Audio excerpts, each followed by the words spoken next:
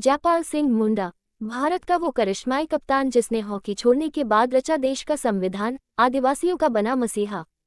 मैदान कोई भी हो, जयपाल सिंह मुंडा ने हारना नहीं सीखा था। उन्होंने हॉकी की टर्फ पर भारत को पहला गोल्ड मेडल दिलाया तो जब संविधान सभा से जुड़े तो आदिवासियों के हक की लड़ाई जीतते दिखे। संविधान में आदिवासियों के हक की बात करने वाले जयपाल मुंडा 26 जनवरी 2022 यानी हिंदुस्तान के गणतंत्र के 72 साल पूरा भारत इसके जश्न में सराबोर है। वजह भी खास है, इस दिन हमारे देश का संविधान लागू हुआ था।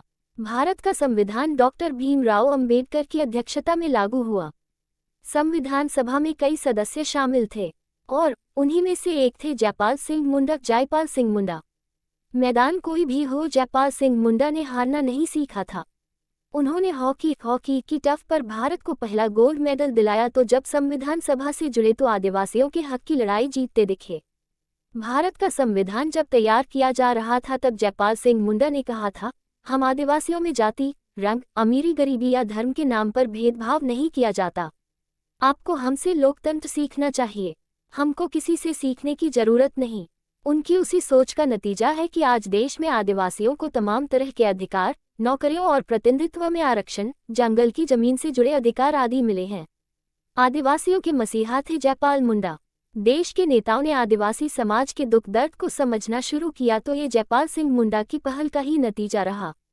उनकी ही कोशिशों ने 400 आदिवासी समूह को अनुसूचित जनजाति का दर्जा दिलाया। भारतीय संविधान के लागू होने से 12 साल पहले यानी साल 1938 में जयपाल सिंह मुंडा ने आदिवासी महासभा की स्थापना की थी।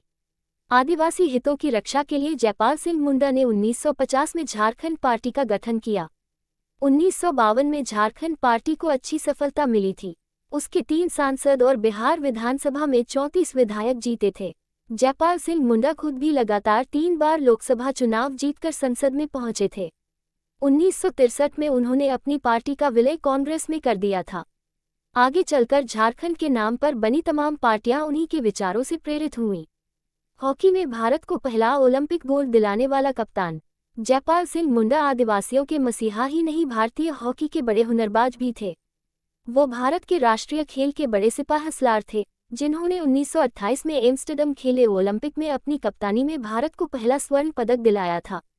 जयपाल मुंडा की टीम ने न केवल उस ओलंपिक में जीत हासिल की बल्कि 5 मैचों में किसी भी टीम को एक गोल भी नहीं करने दिया।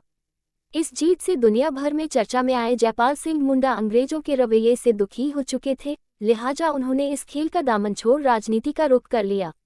एक कमाल के हॉकी खिलाड़ी होने के साथ साथ जयपाल सिंह ने पढ़ाई में भी अपनी प्रतिभा दिखाई थी। उन्होंने सिविल सर्विसेज का एग्जाम भी क्लियर किया था, लेकिन बाद में उन्होंने इसकी ट्रेनिंग नहीं की थी। पूरे जीवन आदिवासी हितों के लिए लड़ते लड़ते 20 मार्च 1970 को उनका निधन हो गया। उनके मरणोपरांत उन्हें भारत रत्न से नवाजने की मांग की सुगबुगाहट जरूर दिखी, लेकिन ये तब तक संभव नहीं दिखती जब तक कि सामाजिक न्याय की पक्षधर पार्टियां एकजुट होकर इसके लिए आगे न आएं।